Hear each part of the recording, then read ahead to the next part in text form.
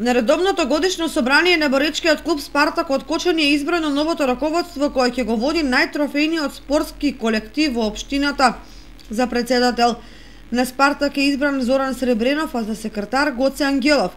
Според Сребренов, плановите за оваа година се создавање на нов млад тим и враќање на сите искусни борачи во клубот, со цел поставување цврсти темели за долгорочна и квалитетна работа. Ке се бараат таленти во градот, општината и пошироко, со цел да се создаде квалитетен фонд на борачи кои ќе бидат конкурентни на државно и на меѓународно ниво.